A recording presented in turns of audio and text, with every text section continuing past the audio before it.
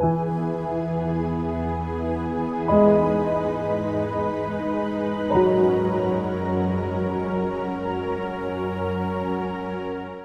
వచ్చిన దేవుని పిల్లలైన మీ అందరికీ మన రక్షకుడు ప్రభువైన క్రీస్తు యేసువారి నామమున నా యొక్క శుభాభివందనాలు తెలియజేసుకుంటున్నానండి. ఈరోజు మన కొరకు ఏర్పాటు చేయబడిన పాఠము లెసన్ నిత్య జీవానికి బలి అవసరమా. మరి మనం నిత్య జీవం వెళ్ళాలంటే బలి అవసరమా అనేది యొక్క పాఠం యొక్క అర్థం అండి. అంటే బలి అవసరమా లేదా? చాలా మంది బలి అవసరం లేదు అని అంటున్నారు. అవసరం లేదు అంటున్నారు కాబట్టి అవసరం అని చెప్పడమేనండి పాఠం యొక్క ఉద్దేశ్యం. మరి బైబిల్ని కించపరచాలి, క్రీస్తుని కించపరచాలనే ఉద్దేశంతో మరి ఆకాశం అంత ఎత్తున్న యేసుక్రీస్తు వారిని, అంత గొప్ప పేరున్న వారిని మరి పేరు వచ్చేస్తుందనే ఉద్దేశంతో నాస్తిక హేతువాదులు వారికి అర్థం కాక బైబిలు మరి కొంతమంది మిగతా వర్గాల వారు కూడా, మతాల వారు కూడా మరి సత్యవాక్యాన్ని అన్వేషిస్తున్నాం అనే పేరుతో వాళ్ళు చెప్పుకుంటూ అనేక ప్రశ్నలు లేవనెత్తుతున్నారు. ఆ ప్రశ్నలో ఒకటే ఇదండి. అందుకే మీకు క్వశ్చన్ మార్క్ ఉంటుంది. అనేక పాఠాల్లో మీరు చూడగలిగితే మనకి క్వశ్చన్ మార్క్ కనబడుతుంది. ఎందుకంటే లోకంలో క్రైస్తవ సమాజంలో అర్థం కాని ప్రశ్నలకి సమాధానం చెప్పడమే బైబిల్ ఓపెన్ యూనివర్సిటీ వారి యొక్క ముఖ్య ఉద్దేశం. మిమ్మల్ని హేతువడుగు ప్రతి వానికి సాత్వికంతో సమాధానం చెప్పాలి. అలాగే అడిగేవారు కూడా సాత్వికంతో దాన్ని మా ఆత్మను రక్షించడానికి శక్తి గల వాక్యమని అంగీకరించాలి. వాస్తవాన్ని మనం ఒప్పుకొని తీరాలి. వాస్తవమైనది ఏదైనా ఉంటే కనుక అది ఖచ్చితంగా ప్రతి మనిషి ఒప్పుకొని తీరాలి. వాస్తవం కాకపోతే ఒప్పుకో అవసరం లేదు.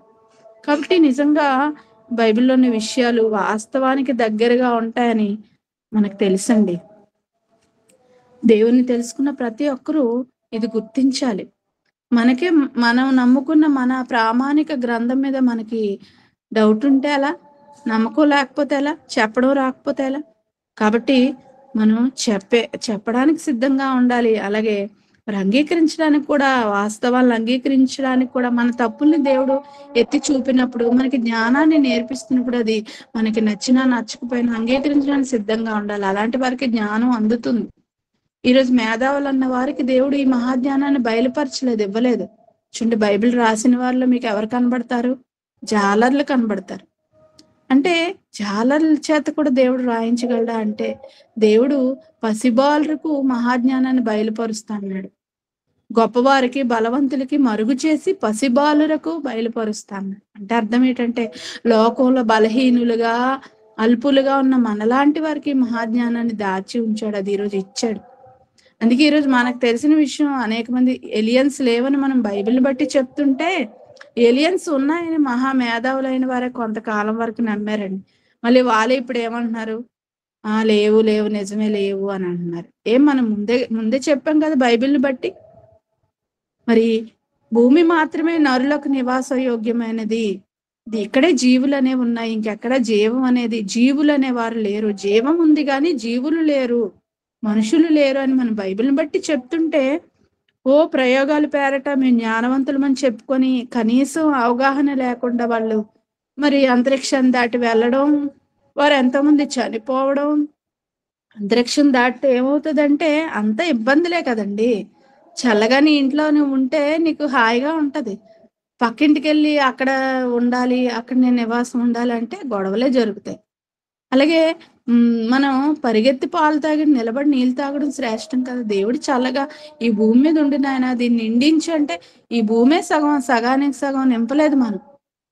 మనం ట్రైన్లో కానీ, బస్సులో కానీ, ఫ్లైట్లో కానీ వెళ్ళినప్పుడు కొంతవరకు ఇల్లులు కనబడతాయి, అక్కడ నుండి పంట పొలాలు కనబడతాయి. చాలా భూభాగం ఖాళీగా ఉంటది. మళ్ళా కొంత దూరం చాలా కిలోమీటర్లు మళ్ళా ఒక ఊరు కనబడుతుంది. అంటే భూమి నిండిందంటే ఇంకా నిండలేదండి. నిండలేదు కానీ పాపం నిండిపోయింది, భూమికి భారం అయిపోయింది. పాపం పెరిగింది కానీ భూమిని ఇంకా మనం నింపలేదు. అలాగే భూమిలో ఉన్న సంపద కూడా ఇన్ని తరాలుగా తవ్వుతున్న కొద్ది వస్తూనే ఉంది. ఎంత దేవుడు దాచి ఉంచాడో చూడండి. ఎన్ని తరాలు కూర్చున్నా తరగని ఆస్తి. కానీ దేనికైనా దేవుడు లిమిట్ పెట్టాడు అనుకోండి. అంటే ఈ పనిలో మనం ఉండకుండా ఏం చేసామంటే, మనుషులు చెడిపోయారు, దేవుని మర్చిపోయారు. ఇదంతా ఎందుకు చెప్తున్నామంటే భూమిని నింపండి అంటే ఏం చేశారండి వీళ్ళు? అంతరిక్షంలోకి వెళ్తున్నారు. అంటే బుద్ధిహీనమైన పనులు కాదా? మరి మనం ఎందుకు వెళ్ళలేదు? మనం ఎందుకు వెళ్ళాలని అనిపించలేదంటే మన డబ్బులేక వెళ్ళలేదండి అనొచ్చు మీరు. కాదండి, మనకు తెలుసు. మనల్ని తీసుకెళ్తాం ఫ్రీగా అన్నా మనం వెళ్ళము. ఎందుకంటే అక్కడికి వెళ్తే నరుడు నివసించలేడు. అవసరమా అక్కడికి వెళ్ళడం? ఇన్ని కోట్లు ఖర్చు పెడుతున్నారు కదా అంతరిక్ష ప్రయోగాల పేరిట. మరి అదేదో నీ చుట్టూ ఉన్న పేదలకి, ఆహారం లేని వాళ్ళకి ఇస్తే వాళ్ళు తింటారు కదా! ఎందుకు కోట్లు ఖర్చు పెట్టి బుద్ధజీవులకి ఆపన్నహస్తం అందిస్తారంట. అంటే వారితో స్నేహహస్తం కలుపుతారట. ఎదుటున్న సహోదరుడికి ఆహారం ఇచ్చి నీ యొక్క చెయ్యిని అందించలేని నీవు, ఎక్కడ ఉన్న బుద్ధజీవులు ఉన్నాయో లేదో తెలీదు. వాళ్ళకి నువ్వు షేక్ హ్యాండ్ ఇస్తావా? వాళ్ళతో చేతులు కలుపుతావా? ఈ పనులేంటండి ఈ పనులు? అంటే వాళ్ళు చేసినవన్నీ బుద్ధిహీనమైన పనులు. వీటికి ఎన్నో కోట్లు తగలేశారు. ఇప్పుడు లేవు అంటున్నారు. అదేదో కోట్లు తగలేయక ముందే మనం చెప్తున్నాం కదా బైబిల్‌ని బట్టి. ఈ మహాజ్ఞానం మనలాంటి వారికి తెలిసిందండి. నిజంగా దేవుడు ఎవరికిస్తాడో తను కోరుకున్న వాళ్ళకి ఆయన జ్ఞానం ఇవ్వడానికి సిద్ధంగా ఉన్నాడండి. అది మీరు అందుకోవాలి ఈరోజు. ప్రతిరోజు దేవుణ్ణి అడగండి. దేవుడిస్తాడు. ఎవరికో ఇస్తాడు, గొప్ప వాళ్ళకే ఇస్తాడు అనుకుంటే పొరపాటు. ప్రతి మనిషి దేవుడికి విలువైన వాడు, ప్రత్యేకమైన వాడు. ప్రతి మనిషి దేవునికి కుమారుడు. కాబట్టి ఈ మహాజ్ఞానం మనం తెలుసుకోవాలి. బుద్ధిహీనులైన వారికి, ఇలా ప్రశ్నిస్తున్న వాళ్ళకి మనం సమాధానం చెప్పడానికి ఎల్లప్పుడూ సిద్ధముగా ఉండాలి. మరి నిత్య జీవానికి బలి అవసరం లేదు అని అంటున్నారు. మరి బలి అవసరం లేదంటే యేసుక్రీస్తు వారు బలయ్యారు కదా! యేసుక్రీస్తు వారు బలి అవసరం అయ్యింది కదా! యేసుక్రీస్తు వారు వచ్చి బలయ్యారని మనమే చెప్తున్నాం కదా! చూడండి, ఈ మాటలు గలిబిలిని క్రైస్తవ సమాజంలో మరి విశ్వాసాన్ని దెబ్బతీసేవిగా ఉన్నాయి. మరి సంపూర్ణ జ్ఞానం లేని క్రైస్తవులు ఏం చేస్తున్నారంటే బైబిల్ మీద నమ్మకం కోల్పోయి ఏం చెప్పాలో తెలియక, అర్థం కాక క్రీస్తుని విడిచిపెట్టేస్తున్నారు, అపార్థం చేసుకుంటున్నారండి. మరి వారు కూడా, ఈ గలిబిలి చేసేవారు కూడా ఎక్కడో ఉన్న మాటను తీసుకొచ్చి చెప్పట్లేదు. బైబిల్లో ఉన్న మాటలనే తీసుకొచ్చి డౌట్లు క్రియేట్ చేస్తున్నారు. మరి ఆ డౌట్‌ని మనం పరిశోధన ద్వారా క్లారిఫై చేసుకోగలం అని దేవుడు చెప్తున్నాడండి. ఏండి, విషయాన్ని ఉన్నదున్నట్టుగా తీసుకుంటే అపార్థం వస్తది. ఒక మాటని మనం సరిగా వినలేదనుకోండి, అపార్థాలు రావా? రామునితో కపివర్ణుండిట్లనియే అని ఉంటది ఒక లైను. కానీ దాన్ని ఎలా చదువుతారంట? రాముని తోక పివరుండిట్లని. అంత అర్థం మారిపోయిందండి. రాముని తోక అంటే అదేదో అవమానించినట్టు అయిపోద్ది.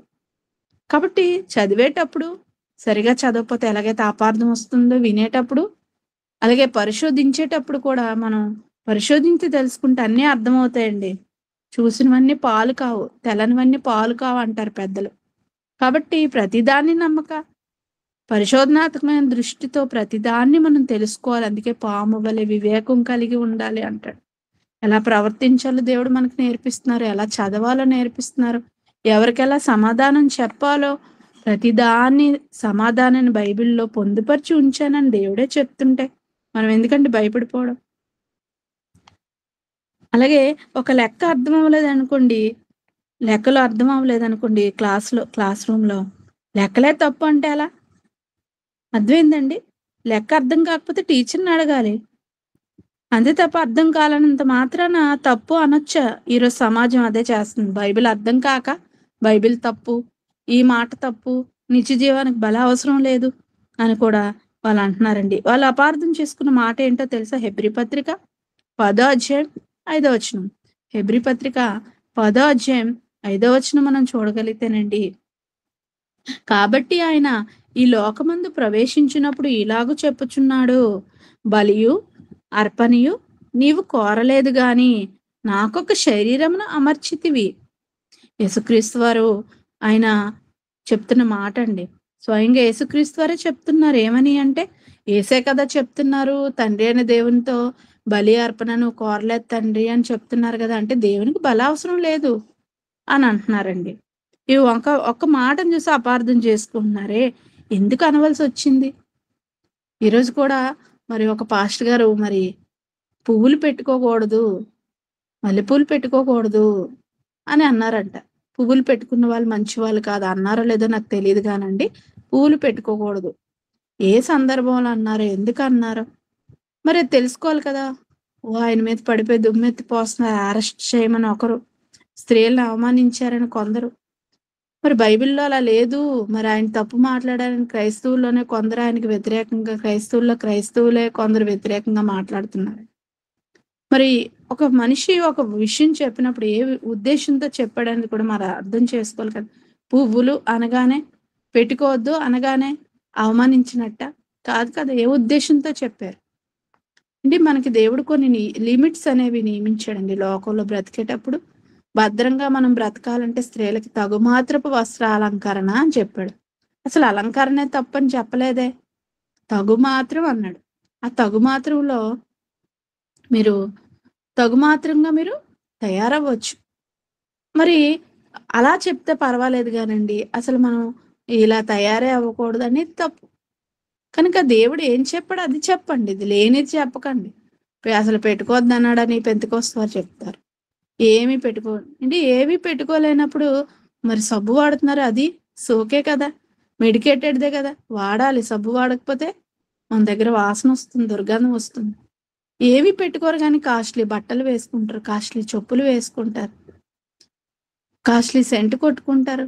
ఇది ప్రతీదీ భూమిలో దేవుడు మనం అనుభవించడానికే పెట్టాడు. అలాగని అవి మంచి అంటే మర్యాదపూర్వకంగా మనం వాడాలి వాటిని.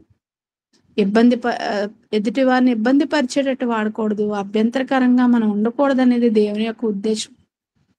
ఏదైనా తగుమాత్రం లోకాన్ని అనుభవించాలన్నాడా? అధికంగా అనుభవించాలన్నాడా? కనుక ఒకటి తీసుకువెళ్ళి ఇది తప్పు అని స్టేట్మెంట్ ఇవ్వకూడదండి. ఇచ్చేటప్పుడు కూడా చాలా జాగ్రత్తగా చెప్పాలి. ఎందుకంటే అన్ని వర్గాల వారు మన మాటలు వింటూ ఉంటారు కదా! చెప్పేవారు జాగ్రత్తగా చెప్పాలి అర్థమైనట్టు. వినేవారు కూడా జాగ్రత్తగా వినాలి. అసలే అపార్థం చేసుకుంటున్నారు బైబిల్ గ్రంథాన్ని. మరి యేసుక్రీస్తు వారు స్వయంగా అంటున్నారని యేసు మాటనే తీసుకొని చెప్తున్నారంటే వాళ్ళెంత బైబిల్ ఎంత జాగ్రత్తగా చదివి తప్పులు పట్టడానికి చదువుతున్నారో అర్థం చేసుకోండి. మనమైతే చదవండి. తప్పులు పట్టడానికి చదవం, జ్ఞానం నేర్చుకోవడానికి చదవం, మన ఆత్మను రక్షించుకోవడానికి అంతకంటే చదవం. పరిశోధనాత్మక దృష్టి అసలు ఉండదు. ఎవరేం చెప్పినా నమ్మేయడమే. ఎవ్వరొచ్చి ఈరోజు ఒక బోధ, రేపు ఒక బోధ, ఎల్లుండి ఒక బోధ, సంవత్సరం అంతా ఎవరో ఒకళ్ళొచ్చి మనకు బోధిస్తూనే ఉంటారు. అన్నీ నమ్మేస్తాం. అన్నీ వినేస్తాం. అన్నీ వినండి. గానీ విజ్ఞతతో ప్రవర్తించండి. ఏది రైట్, ఏది రాంగ్, ఎవరు నిజం చెప్పారు, ఎవరు అబద్ధం చెప్పారు, బైబిల్‌లో ఉందా లేదా అని బెరయా సంఘం వాళ్ళు పరిశీలించినట్టుగా పరిశీలించండి. పౌలు, సీల ఆనాడు చెప్పిన సంగతులు కూడా అలాగున్నవో లేవో అని బెరయా సంఘం మరి పరిశీలించిందంట. పౌలు గారంతటి గొప్ప ముఖ్య ప్రసంగికుడే చెప్పినప్పుడు ఆయనే కదండీ పత్రికలు రాశారు. సర్వసత్యం రాయడంలో ఆయన పాత్ర ఉంది. అయినప్పటికీ ఆయన ఎంత గొప్పవాడు అపోస్తుల్లో 13వ అపోస్తులుగా ఆయన గొప్పవాడిగా ఉన్నాడు. అలాంటి ఆయన రైటే చెప్తాడులే అని వాళ్ళు వినలేదండి. ఎంత చక్కగా వాక్యాన్ని పరిశీలించారు. దేవుడు వాళ్ళ కోసం రాయిస్తూ వారు గనులు అంటున్నాడు. ఈరోజు మనం కూడా గనులుగా ఉంటేనే పరలోకం చేరుతామండి. పరిశీలించి ముందు మనం తెలుసుకోవాలి. అప్పుడే కదా మనం ఇతరులకు చెప్పగలం. మరి మత్తయి సువార్త 19 అధ్యాయం 16, 17 వచనాలు ఒకసారి చూడగలిగితేనండి. మత్తయి సువార్త 19 అధ్యాయం 16, 17 వచనాల్లో మనం చూస్తే ఇక్కడ ఒక ఆయన యేసుక్రీస్తు వారి దగ్గరకొచ్చి నిత్యజీవం పొందుటకు నేను ఏ మంచి కార్యం చేయాలని ఆయన్ని అడుగుతారండి. యేసుక్రీస్తు వారి దగ్గరికి ఒక యవనస్తుడొచ్చి నిత్య జీవం, పరలోకం వెళ్ళాలి, నిత్య జీవానికి వెళ్ళాలంటే నేను ఏం చేయాలి? నేను ఏ మంచి కార్యం చేయాలి? అని యేసుక్రీస్తు వారిని అడగడం జరుగుతుంది. ఎందుకంటే మన పాట నిత్య జీవానికి బల అవసరం అనేది కదండీ! నిత్య జీవంకి వెళ్ళాలంటే ఏం చేయాలి అసల? అనేది స్వయంగా యేసుక్రీస్తు వారినే అడగడం జరిగింది. ఆ స్వయంగా యేసుక్రీస్తు వారే ఏం ఏం చెప్పారంటే బలి అర్పణ తండ్రి కోరలేదని చెప్పారు. ఇక్కడికొచ్చేసరికి ఆ యవనస్తుడికి ఏం చెప్తున్నారంటే, ఆజ్ఞలన్నీ పాటించాలి నాయన అని చెప్పినప్పుడు, ఆజ్ఞలన్నీ పాటిస్తున్నాను నేను చిన్ననాటి నుండి అని చెప్పడం జరుగుతుంది. అప్పుడు నీకోటి కొదువుగా ఉంది అని యేసుక్రీస్తు వారు చెప్పినట్టుగా మనం చూస్తాం. అప్పుడాయన వ్యసన పడుతూ అంటే తన ఆస్తి నమ్మి బేదలకిమ్మని చెప్పగానే ఆయన వ్యసన పడుతూ, ఆ ఒక్కటి నెరవేరిస్తే ఆయన పరలోకానికి దగ్గరగా ఉన్నాడట. ఆ ఒక్కటి నెరవేరిస్తే ఆయన పరలోకానికెళ్ళిపోతాడు. అంటే స్వయంగా ఏది చేస్తే వెళ్తాడనేది స్వయంగా మార్గమైన యేసుక్రీస్తు వారి దగ్గరికి వచ్చి కరెక్ట్ రైట్ వేలో ఆయన ఎళ్తున్నాడు. దేవుడు ఆ మార్గం చూపించాడు. వెళ్తున్నాడు, అడిగాడు, తెలుసుకున్నాడు. తెలుసుకున్న తర్వాత అది నెరవేర్చాలి కదా! ఆస్తి మోసుకెళ్ళిపోతాడా? పట్టుకెళ్ళిపోతాడా? పెట్టెలో పెట్టేస్తారా? లేదు కదండీ! కాబట్టి ఆయన చెప్పింది యేసుక్రీస్తు వారు చెప్పింది ఆయన నెరవేరుస్తే ఆయన వెళ్ళిపోను కదా! కానీ వ్యసన పడుతూ వెళ్ళిపోయాడండి. అంటే ఆస్తిని వదులుకోవడం ఆయనకిష్టం లేదు. మరి ఇంకేం దేవుడిని ప్రేమించినట్టు? ఆజ్ఞలన్నీ నెరవేర్చావు. ఒక్కటే ఉండిపోయింది. ఆ ఒక్కటి చెప్తే ఆ ఒక్కటే అడక్కన్నట్టుగా వెళ్ళిపోతున్నాడంట. అంటే అడుగుతారండి. దేవుడిని కూడా అడుగుతాం మనం. చదువుతాం గాని, తెలుసుకుంటాం గాని చెయ్యం. చేయడానికి ఇష్టం ఉండదు. ఇష్టం లేకపోతే ఎవరికి నష్టం? చెప్పిన ఆయనకి నష్టం లేదు కదా! అది కూడా బైబిల్‌లో రాయించడం జరిగిందండి. అంటే ఆజ్ఞలు పాటిస్తే చాలు, బలి అవసరం లేదని ఈ మాటను బట్టి కూడా అంటున్నారండి. యేసుక్రీస్తు వారే స్వయంగా చెప్పారు కదా! ఆజ్ఞలు పాటిస్తే చాలు, బలి అవసరం లేదు అని చెప్పడం జరుగుతుంది. మరి ఈరోజు దానికంటే ముందు మరి ఇది వాస్తవమా కాదా అనేది మనం తెలుసుకునే ముందు ఒకసారి ప్రకృతిలో మనం మరి గమనించగలిగితేనండి, మనిషికి ఈ భూమి మీద బ్రతకాలంటే ప్రతీదీ బలైపోతుందండి. మన కొరకు ప్రతీదీ బలైపోతుంది. మనిషి భూమి మీద బ్రతకాలి అంటే మనిషి కొరకు ప్రకృతి బలైపోతుంది. ఇది నమ్మగలరా? ఇది వాస్తవమా కాదా? వాస్తవమేనండి. ఎలాగ బలైపోతుందో నేను మీకు చెప్తాను. మరి సూర్యుడు వెలుగివ్వడానికి ఏం చేస్తున్నాడండి? మనకి వెలుగివ్వాలి అంటే సూర్యునిలో ఏం జరుగుతుంది ఇంటర్నల్‌గా? కొన్ని కొన్ని రకాల వాయువులు గ్యాసెస్ ప్రొడ్యూస్ అవుతున్నాయి. మండిపోతున్నాయి. హీలియం అంటారు, హైడ్రోజన్ అంటారు. అవి మండిపోతూ ఉంటాయి. ఎవరు ఆ ఇంధనాన్ని, ఆ పెట్రోల్ లేదా డీజిల్ ఎవరు పోసి మండిస్తున్నారు, వెలిగేటట్టుగా చేస్తున్నారు? ఒక దీపం వెలగాలంటే అందులో ఆయిల్ వేస్తాం. ఒక బండి నడవాలంటే ఆయిల్ వేస్తాం. అది పెట్రోలా, డీజిలా మీరు ఏదైతే పెట్టుకోండి. ఒక కిరోసిన్ వేస్తాం ఒక స్టవ్ వెలగాలంటే. మరి ఇన్ని సంవత్సరాలుగా కోటాను కోట్ల సంవత్సరాలుగా సూర్యుడు వెలుగుతున్నాడు. వేడినిస్తున్నాడు మనకి. వెలుగుతున్నాడు. ఆయన పని చేస్తున్నాడు ఆయన మన కోసం. వెలగడం పనా అంటే వెలగడం పనే. మరి ఎవరు మండిస్తున్నారా ఆ యొక్క నిప్పుని, ఆ అగ్నిని? సూర్యుడేంటండి అగ్నిగోళంగా ఉంటాడండి. అందుకే దగ్గరికి ఎవరు వెళ్ళలేరు. జెనెసిస్ క్యాప్సూల్ అని పంపించారండి. అది కూడా వచ్చి పడిపోయింది. వెళ్ళలేకపోతుంది సూర్యుడి దగ్గరికి. అంటే అంతా వేడితో ఉంటుందా ఆ వేడి, ఆ మంట ఎవరు రగిలిస్తున్నారు ఆయనలో. బలైపోతుంది, మండిపోతుంది. ఒక కొవ్వొత్తి మండిపోతూ, అరిగిపోతూ, కాలిపోతూ చివరికి చిన్నదైపోతుంది. మనకు వెలుగునిస్తుంది. అంటే కొవ్వొత్తి ఎలాగైతే కరిగిపోయి వెలుగునిస్తుందో సూర్యుడు కూడా మండుతూనే ఉన్నాడండి. మరి ఇది బలవ్వడం కాదని మీరు అనుకుంటున్నారా? బలవ్వడమేనండి. మండుతుంది, కరిగిపోతుంది. అందులో ఉన్న ఆ వాయువులు అయిపోతూ ఉంటాయి. గ్యాస్ అయిపోతుంటది. అందుకే సూర్యుడు ఎలా మారిపోతాడట? ఈరోజు శాస్త్రం కూడా చెప్తుంది. బైబిల్ అంతకంటే ముందే చెప్పింది. సూర్యుడిని చీకటి కమ్మును. చ చంద్రుడు రక్తవర్మగా మారిపోను. సూర్యుడు వెలవెలబోవును. అంటే ఆయిల్ అయిపోతే ఎలా ఉంటది? బండి స్టార్ట్ అవ్వదు. దీపంలో ఒత్తి నూనె అయిపోతే ఏమవుద్ది? దీపం ఆరిపోతది. వెలుగు రాదు. మనం ఏదైనా వెలిగించేటప్పుడు కాగడ అంటారు. దాంట్లో మరి కిరోసిన్ గుడ్డ చుట్టి దాన్ని వెలిగిస్తారు. పూర్వకాలంలో ఎక్కడ పడితే అక్కడ కాగడాలు పెట్టుకొని వెళ్ళేవారు. ఒక చిమ్నీలో మనం కిరోసిన్ వేసుకొని ఒత్తిని వెలిగిస్తాం. చుట్టూరు గ్లాసు ఉంటది. అది అయిపోతున్నప్పుడు అది ఆరిపోతూ ఉంటదండి. అలాగే సూర్యుడు కూడా ఆరిపోతాడు ఏదో ఒక రోజు. అంటే వెలుగుతున్నాడా? బలవుతున్నాడా? కరుగుతుందా లోపల ఉన్నది? కరుగుతుంది. బలవుతుంది. మండిపోతుంది.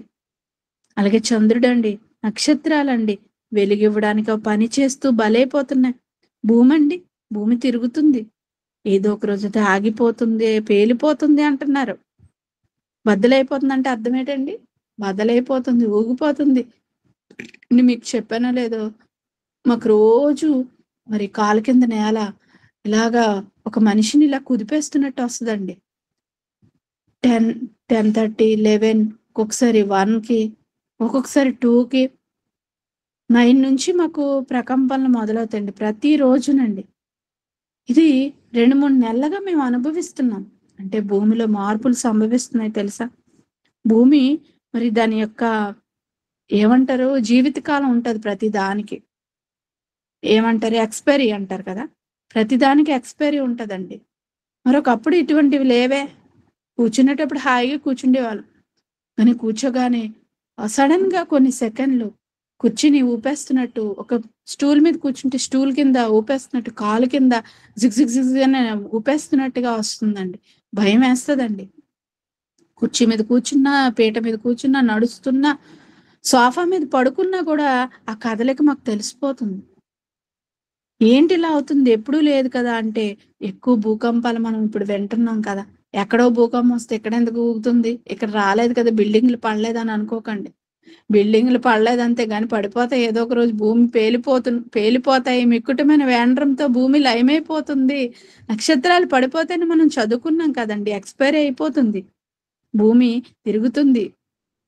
మరి భూమి తిరగడానికి ఎవరు పెట్రోలేస్తున్నారు చెప్పండి? భూమి కూడా బలవుతుందండి. ఎందుకంటే మన కొరకు మన కొరకు అది తిరుగుతుంది. మన కొరకు మరి పంటని లోపల నుంచి ప్రొడ్యూస్ చేస్తుంది. పండేటట్టుగా చేస్తుంది. లోపల వేడంట, పైన పచ్చదనం అంట. అంటే చూడండి మనం ఏదైనా వండేటప్పుడు ఏం చేస్తాం? క్రింద మంటుంటది. పైన ఉడుకుతుంటది రైస్. అలాగే మీరది ఊహించుకోండి. భూమి లోపల కూడా ఏముందంట? మంటుంది. పైన మాత్రం మొక్కలు, పచ్చదనం, లాన్ వేసుకుంటాం. నడుస్తూ ఉంటాం. గానీ భూమి లోపలికెళ్ళి చూడండి ఒకసారి ఎలా ఉంటది? భగభగ మండే వేడి. అంటే మండిస్తున్నాడు దేవుడు భూమిని కూడా లోపల. లావా ఉంటదని కూడా మనం చదువుకున్నాం. మరి ఆ లావా ఒక్కొక్కసారి అగ్నిపర్వతాల రూపంలో ఆ పర్వతం అంచుల నుంచి బయటికి ఎగజిమ్ముతుంది. అంటే పేలిపోతూ ఉంటాయి. లోపల మంటలతో భూమి కూడా తిరుగుతుందా? అంటే తిరగాలంటే వేడుండాలండి. తిరగాలంటే వేడుండాలి. ఏమనుకుంటున్నారు? మనం ఆహారం వండుకోవాలంటే కిందన వేడుండాలి.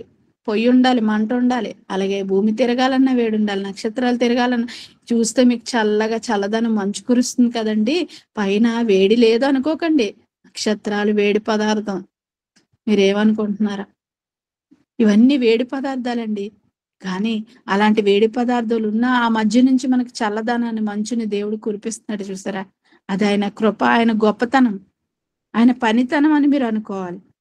ఇదంతా ఎందుకు చెప్తున్నానంటే, సుమారు భూమి మీద 84 లక్షల జీవరాశులు మరి ఒక ప్రాణి మరొక ప్రాణిపై ఆధారపడుతుంది. భూమి మీద ఒక ప్రాణి మరొక ప్రాణి మీద ఆధారపడుతుంది. దానికి మనకి ఎక్కడ కనబడుతదంటే మనం యోవేలు గ్రంథం ఒకసారి మొదటి అధ్యాయం చదవగలిగితేనండి, అక్కడ ఒక వచనంలో ఏముంటదంటే, మరి మిడతలు వదిలేసింది పసర పురుగులు తిన్నాయి. పసర పురుగులు వదిలేసిన దాన్ని ఇంకా కిందున్న చీడ పురుగులు తిన్నాయనమాట. అంటే ఒక జంతువుని మరొక జంతువు తిని బ్రతుకుతుంది. లేదా ఒక జంతువు విడిచిపెట్టిందని మరొక జంతువు తింటుంది. ప్రాణులు ఒకదాని మీద ఒకటి ఆధారపడి బ్రతుకుతున్నాయి. ఇది తప్పు కాదు. దేవుడు నియమించాడు. అంటే బలైపోతున్నాయా? బలైపోతున్నాయి. మరి బ్రతికి ఉండాలి. 84 లక్షల జీవరాశులు భూమి మీద బ్రతికి ఉండాలంటే ఎందుకండి ఇన్ని ఏండి మనం అన్నీ తినం కదా! మనం తినేవే చేస్తే చాలు కదా! తక్కినవన్నీ ఎందుకున్నాయని మీకు డౌట్ రావచ్చు. అంటే మనం కుక్కలు తినం కదా! కుక్కలు ఎందుకున్నాయి? దేవుడు ఎందుకు చేశాడు? మనం కుక్కలు తినం గానీ మణిపూరోళ్ళు కుక్కలు తింటారు. సరే అందరూ తినగా ఇంకా వదిలేసినవి చూస్తే చాలా లక్షల జీవరాశులు మనం తినం. ఎన్నో కొన్ని రకాల జంతువులు, కొన్ని రకాల పక్షుల్ని మనం తినం. అవెందుకు చేయబడ్డాయంటే, ఈ భూమిని బ్యాలెన్స్ చేయడానికి బరువు. మనుషులతో పాటు ఆ జంతువులు కూడా దేవుడు చేయడంలో ఉద్దేశ్యం ఏంటంటే, ప్రతి బ్యాక్టీరియాతో సహా మన భద్రత కోసం చేశాడు. సమతుల్యత, బ్యాలెన్స్ కోసం చేశాడు. అలాగే వీటికొకటి నిర్ణయించాడు. చూడండి అలాగే మనుషులు బ్రతకాలంటే ఇప్పుడు ఎన్ని కోళ్ళు, గొర్రెలు మనం తినేసుంటామండి. ఏండి కోళ్ళయిపోయాయండి, గొర్రెలయిపోయాయండి. ఇంక తినడానికి లేవండి. ఎన్ని తరాలుగా తింటున్నారు కదండీ! ఇంక ప్రొడ్యూస్ లేదండి. ప్రొడ్యూస్ అవ్వట్లేదండి అని ఎప్పుడైనా మనం విన్నామా అండి? కానీ జంతువులకైతే విస్తారంగా పిల్లల్ని పెట్టే కెపాసిటీ దేవుడిచ్చాడు. వాటికెందుకలా ఇచ్చాడంటే మన కోసమే. భూమిని బ్యాలెన్స్ చేయాలి. మనుషులకు ఆహారం కావాలి. మనుషులు జీవించాలంటే భూమి బ్యాలెన్స్‌డ్‌గా తిరగాలి కాబట్టి అవుండాలి. అలా ఇలా ఉండే క్రమంలో ఒకదానికొకటి బలయ్యేటట్టుగా ఆహారంగా దేవుడు వాటిలో ఆ యొక్క నీతిని పెట్టాడు. ఒక ప్రాణి మరొక ప్రాణిని తింటూ బ్రతుకుతుంది. మరి మనం ఎలా బ్రతుకుతున్నామండి? మన దగ్గరికొచ్చేసరికి మనం ఎలా బ్రతుకుతున్నాం? తెల్లవారు ఏం తిన్నారండి అంటే తోటకూర అంటారు. ఆదివారం ఏం తిన్నారంటే చికెన్ అంటారు. అమ్మో! చికెన్ అండి. మరి మీరు జీవహింస చేశారు. మరి కోడిని చంపేసి తినేశారు అని అంటారు. మరి తోటకూరని తిన్నప్పుడు గూడా ఆ మాట ఎందుకు అనట్లేదు? తోటకూరండి, ఆకుకూరండి దాన్నెక్కడ చంపామండి అని చాలామంది మాట్లాడతారండి. ఏండి జ్ఞానం తెలియక మాట్లాడుతున్నారు. మొక్కలకు ప్రాణం ఉందని వాళ్ళే అంటున్నారు. మరి ప్రాణం ఉన్న మొక్కల నుంచి వచ్చిన ఆ తోటకూరని చంపుతున్నాము, కోసుకొని ఉడకబెట్టుకొని తింటున్నామంటే బలి చేస్తున్నాం దాన్ని. అంటే ఓన్లీ జంతువుల్ని చంపితేనే, పక్షుల్ని చంపితేనే బలి. మిగతావి బలి కాదనుకుంటే పొరపాటు. ప్రకృతిలో ప్రతిదీ ప్రాణం ఉన్నదే. ప్రతి దాన్ని మనం చంపి తింటున్నాం. మరి అది పాపం కాదా? అది పాపం కాదండి. అది పాపమైతే మనం చచ్చిపోతాం. అమ్మ నేను జీవహింస చేయను అంటే నువ్వు తోటకూర కూడా తినకూడదు. చాలా మంది నాన్ వెజ్ తినరు. ఆకుకూరలే తింటారు. వాళ్ళు ఏమనుకుంటారంటే నేను జీవహింస చేయట్లేదు అనుకుంటున్నారు. ఎందుకు చేయట్లేదు? చేస్తున్నారు. కానీ ఆ జీవహింస మనం చేయకపోతే బ్రతకము. అది మంచి జీవహింసే. దేవుడే ఆ నీతిని పెట్టాడు. ఒక ప్రాణి మరొక ప్రాణి మీద ఆధారపడి బ్రతకాలి. జంతువుల్లో, పక్షుల్లో, వాటిలో పురుగుల్లో అది పెట్టాడు. మనకైతే ఈ ప్రకృతిలోని ప్రతిదీ మనం వాడుకొని తినొచ్చు. కానీ కొన్ని మనకి హేయమైనవి ఉంటాయి. కొన్ని మనకి ఇష్టమైనవి ఉంటాయి. మనకి నచ్చింది మనం చేస్తూ ఉంటాం. అదే చెప్పారు కదా! మణిపూర్ అటు సైడ్ కుక్కల్ని తింటారు. వాళ్ళకి ఇష్టం వాళ్ళు తింటారు. కానీ మనం ఛీ అనకూడదు. ఎందుకంటే దేవుడు మన కొరకు చేశాడు. మరి తోటకూర తింటున్నావు, దాన్ని బలి చేస్తున్నావు. జీవహింస కాదా? ప్రాణం లేదా మొక్కలకి? అప్పుడు ప్రాణం లేదని ఒప్పుకో. వారు ఒప్పుకుంటే ఎంత, ఒప్పుకోపోతే ఎంతండి? వాస్తవం ఆలోచిస్తే గనక మొక్కలకి ప్రాణం ఉంది. ఆ ప్రాణం ఉన్న మొక్కల్ని తినేవాడు కూడా జీవహింస చేస్తున్నట్టే. అవి తినకపోతే మనం బ్రతకలేం. డాక్టరే చెప్తాడు. ఏంటి మీరు తోటకూర ఎక్కువ తినండి, పాలకూర ఎక్కువ తినండి, ఐరన్ లేదు అంటారు, బ్లడ్ లేదు అంటారు. మరి తినకపోతే ఎలా? జీవహింస చెయ్యను అని అంటే ఎలా? సరే మరి ఇష్టం లేకపోతే తినకండి. నాకు పడదండి అంటే మానేయండి. గానీ అది తినకూడదు, ఇది తినాలని రూల్ చేయడం, చట్టం చేయడం, శాసనం చేయడం మీరెవరండి చట్టం చేయడానికి? దేవుడు మానవుల కొరకు ఇచ్చినవి మనం తినాలి. ప్రోటీన్ ఫుడ్ ఉంటది. మరి గాయాలవి అయినప్పుడు, ఆపరేషన్‌లవి అయినప్పుడు కైమా పెడతారు. ఎందుకు? తొందరగా రికవర్ అవ్వాలని. మరి అది తింటేనే కదా తొందరగా రికవర్ అవుతారు. అది తినలేని వాళ్ళకి తొందరగా రికవర్ అవ్వదు. మరి అనుకోని తిన్నోళ్ళని అనకూడదండి. ఎందుకంటేనండి, వాళ్ళని సృష్టించిన దేవుడిని నువ్వు అంటున్నట్టు. నీకిష్టం లేదా? నేను తిననండి అని చెప్పండి. కానీ చాలామంది అంటారు. అంటే ఎవరిని? సృష్టికర్తని నిందిస్తున్నట్టు. కనుక ఇప్పుడు మనం మళ్ళా పాయింట్‌లోకి రాగలిగితే ప్రతీదీ జీవం కలిగింది. కాబట్టి ఆ జీవాన్ని మనం తీసుకుంటున్నాం అంటే అవి బలవుతున్నాయి. ఒక గడ్డి, ఆకులు, జంతువులు ప్రతి జీవి బలవుతుంది ఈరోజు మన కోసం. ప్రతి మనిషి కోసం మరి భూమి మీద బలవుతున్నాయి. అంటే అవి బలవుతేనే మనం బ్రతకగలమా? బ్రతకగలం. అవి బలవ్వకపోతే మనం బ్రతకలేం. మరి మనం ఎవరి కోసం బలవ్వాలి అంటే మనం దేవుని కోసం బలవ్వాలి. బలవ్వడం అంటే ఏదో బలిపీఠం మీద ఒక పెద్ద చెక్క మీద లేదంటే ఏదైనా టేబుల్ మీద మనం పెట్టి పీక కోసుకోవడమా? కాదండి. మనం దేవుని కొరకు బ్రతుకుతున్నప్పుడు, అనేక మందికి దేవుని మాటలు వినిపిస్తున్నప్పుడు, దేవుని పనులు చేస్తున్నప్పుడు మనలో ఏం జరుగుతుందండి? మన శక్తితో మనం చేస్తాం. శక్తి రావాలంటే రక్తం ఖర్చవ్వాలి. ఇప్పుడు నేను మాట్లాడుతున్నానంటే నాలో రక్తం ఖర్చవుతుంది. మీరు డ్యూటీకెళ్తున్నారు, పనులు చేస్తున్నారు, మీ కష్టార్జితాన్ని తెచ్చి ఇగో కార్యక్రమాలు చేయడానికి మీరు ధనాన్ని ఖర్చు పెడుతున్నారంటే, మీ రక్తాన్ని మీరు ఖర్చు పెట్టి దాన్ని ధనంగా మార్చి, ఆ ధనంతో దేవుని పనులు మీటింగ్స్ పెట్టిస్తారు, కరపత్రాలు ముద్రిస్తారు, వెళ్లి చెప్తారు, చేతులతో పని చేస్తారు, నడిచి వెళ్తారు, ఆలోచిస్తారు. ఆలోచిస్తే కూడా ఏమవుద్దండి? రక్తం ఖర్చవుతది. ఆలోచించి అలసిపోయినోళ్ళు లేరా? ఆలోచించి మనం అలసిపోమా? పని చేసి అలసిపోతాం అనుకోకండి. ఆలోచించి కూడా అలసిపోతాం. రక్తం ఖర్చవుతూ ఉంటది మనలో. ఇలా రక్తం దేహానికి ప్రాణం కాబట్టి, మనం ఈ విధంగా దేవుని కొరకు అనేక కార్యక్రమాలు, పనులు, మాటలు చెప్తున్నప్పుడు మనం బలవుతున్నాము. అనేక మంది కొరకు మనం బలవుతున్నాం. అలాగే యేసుక్రీస్తు వారు కూడా తన శరీరాన్ని బలిగా అర్పించారు. మరి ఆయన భూమి మీదకొచ్చి అనేక మందికి చెప్పి ఆయన బలిగా అవ్వకపోతే మరి రక్షణ లేదంట మనకి. ఎందుకంటే మన పాపముల చేత మనం ఎలా ఉన్నామంటే మరి దేవునికి మనకి అడ్డుగోడలుగా మన పాపాలు ఉన్నప్పుడు మరి ఒక నిర్దోషమైన రక్తం అవసరమై ఉన్నది. దేవుని కోపాన్ని చల్లార్చే రక్తం అవసరమై ఉంది. అదే దేవుడు మరి పాత నిబంధనలో వ్రాయిస్తాడు. మరి అందరి కొరకు ఒకేసారి బలవ్వడానికి యేసుక్రీస్తు మనుషులందరి కొరకు ఒక్కసారే బలవ్వడానికి ఆయన వచ్చాడట. యేసుక్రీస్తు ద్వారా మనం తండ్రి దగ్గరికి వెళ్ళాలంటే పరిశుద్ధులుగా, నిర్దోషులుగా తీర్చబడి ఎలా తీర్చబడతాము అంటే ఆయన మన కొరకు బలవుట ద్వారా. ఆయన మనకి మాటలు చెప్పి బలయ్యారు. ఆయన మనకు మాటలు చెప్తున్నారంటే ఆయనలో రక్తం ఖర్చయింది. ఆయన మాటలు చెప్పకపోతే తండ్రి ఎలా ఉన్నాడో మనకు ఎలా తెలుస్తది? మరి ఇదండి బలవ్వడం అంటే. ఇకపోతే ఆయన చెప్పాడు, అలాగే ఆయన చెప్తున్నాడనే రక్తం చిందించారు. యాక్చువల్లీ పాత నిబంధన ప్రకారం చూడగలిగితే 10 ఆజ్ఞల్లో మనం 9 చేసి 1 చేయకపోయినా, 6 చేసి 4 చేయకపోయినా, మరి 7 చేసి 3 చేయకపోయినా, ఏ ఒక్క ఆజ్ఞ చేయకపోయినా పాత నిబంధన ప్రకారం మరి ఏమవ్వాలంట? శాపగ్రస్తుడు. శాపగ్రస్తుడి శిక్ష ఏంటనుకుంటున్నారు? మ్రాను మీద వేలాడదీయబడాలి. మ్రాను మీద ప్రతి మనిషి ఈ విధంగా ఏదో ఒక ఆజ్ఞ తప్పిపోతున్నాడు. పాత ధర్మశాస్త్రం నెరవేర్చలేకపోయారు. అందుకే నెరవేర్చలేకపోయారు కాబట్టి యేసుక్రీస్తు నెరవేర్చి కొట్టివేశారు. నెరవేర్చగలము కానీ వాళ్ళు చేయలేకపోయారు. అందుకు వారందరూ శాపగ్రస్తులుగా మ్రాను మీద చంపబడాలి. ఇలా ఎంతమందిని చంపుకుంటూ వెళ్ళిపోతే ఎవరు మిగలరండి. అందుకోసం యేసుక్రీస్తు వారు ఏం చేశారంటే ఆ నిబంధన ప్రకారం, దేవుడు రాయించిన నిబంధన ప్రకారం ఆయన రాసింది ఆయన కొట్టివేయలేదు. అది పనికిరానిది కూడా కాదు, అది విలువైనది. దేవుని మాటల ప్రకారం మనం చేయాలి. చేస్తేనే మనం శాపగ్రస్తులం కాదు. కానీ చేయలేదు కాబట్టి మన మీద శాపం రాజ్యం ఏలుతుంది. మనం శాపగ్రస్తులుగా పాపులుగా మిగిలిపోయాం.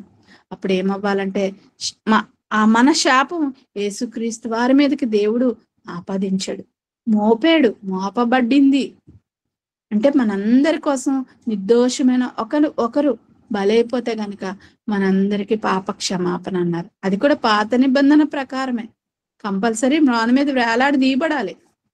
కనుక నిర్దోషమైన వాడు మనందరి కోసం మ్రాను మీద వేలాడి దీయబడితే ధర్మశాస్త్ర ప్రకారం మనకి ధర్మశాస్త్రం నుంచి మనం విడుదల పొందుతాం.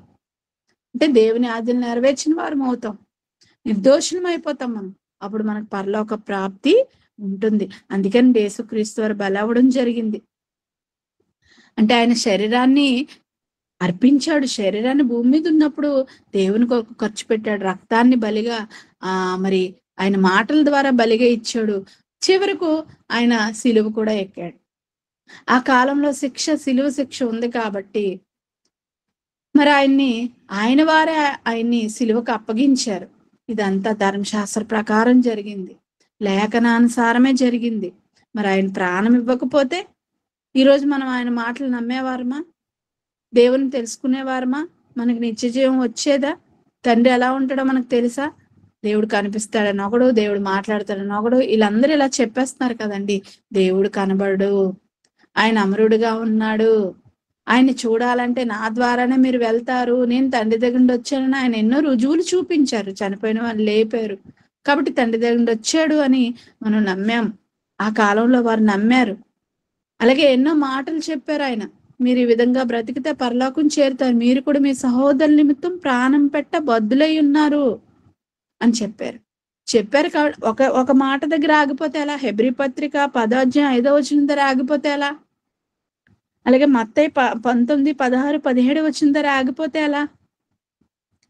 మరి నీ ధనాన్ని పేదలకు ఇవ్వంటే, నీ కష్టార్జితాన్ని, నీ రక్తం ఓడ్చి నువ్వు బలి అయిపోతూ కష్టపడిన సొమ్ముని నువ్వేం చేయాలి? దేవుని కొరకు ఖర్చు పెట్టాలి. అది బలి అవడమే.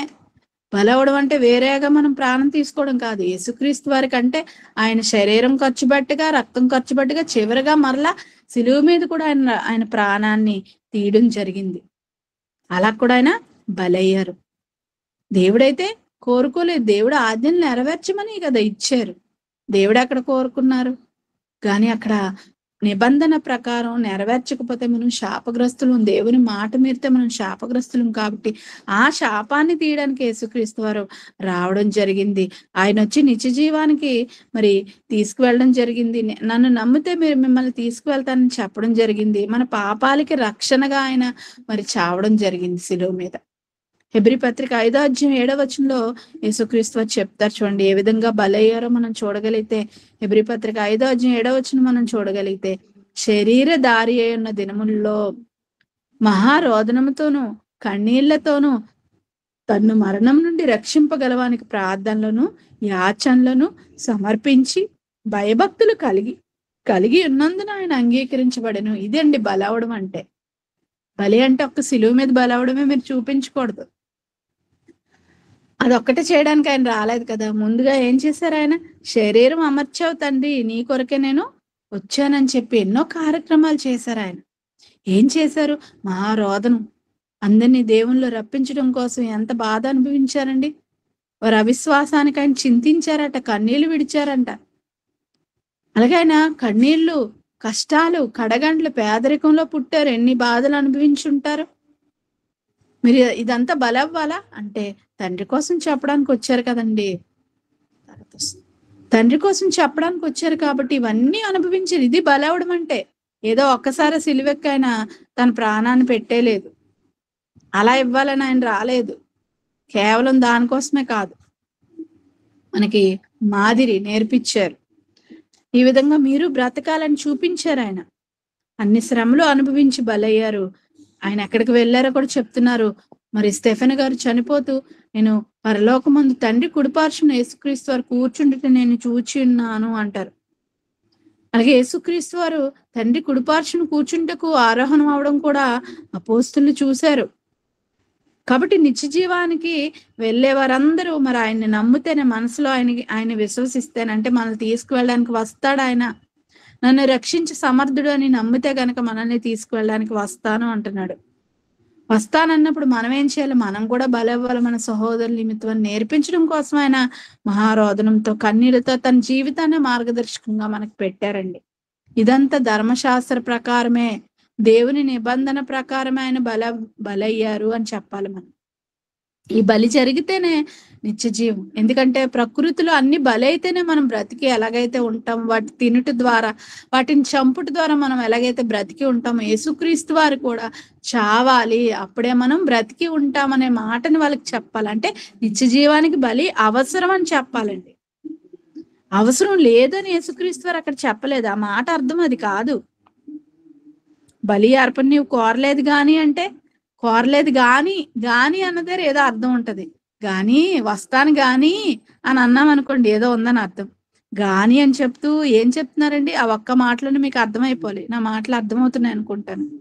నాకు ఒక శరీరం నమర్చితివి తండ్రి, నీ చిత్తం నెరవేర్చుకు నేను వచ్చి ఉన్నాను అంటే అర్థం ఏంటి? బలి అర్పణ నువ్వు కోరలేదు గాని నాకు శరీరాన్ని ఇచ్చావు, దాన్ని నేను అర్పించడానికి వచ్చాను. అర్పణ అంటే బలి కాదా? మీరు కోరలేదు గాని నేను నా తమ్ముళ్ళు చెల్లెళ్ళ కోసం నేను ప్రేమించి, నీ నిబంధన ప్రకారం వారు శాపం అయిపోయారు, వాళ్ళు నీకు దూరం అయిపోయారు కాబట్టి వాళ్ళని నీకు చేర్చడం కోసం నేను బలైపోతున్నాను తండ్రి. బలవడాన్ని నన్ను పంపించు, నేను అందుకే వచ్చాను అంటున్నారు. శరీరాన్ని నువ్వు అమర్చావు కదా, దాంతో నీ పని చేస్తాను, నీ కోసం మాట్లాడతాను. అప్పుడు రక్తం ఖర్చు అవదా? రక్తం దేహానికి ప్రాణం కదా. లేవి గ్రంథంలో మనం చదువుకుంటాం. నేను ఖర్చు పెడతాను తండ్రి, అమర్చావు కదా, నేను బలి చేస్తాను, నా రక్తాన్ని, నా ఆలోచనలు నేను బలి చేస్తాను తండ్రి అని చెప్పడం జరిగిందండి. అంటే బలయ్యాడా? బలయ్యాడు. అర్థమవుతుందండి మీకు?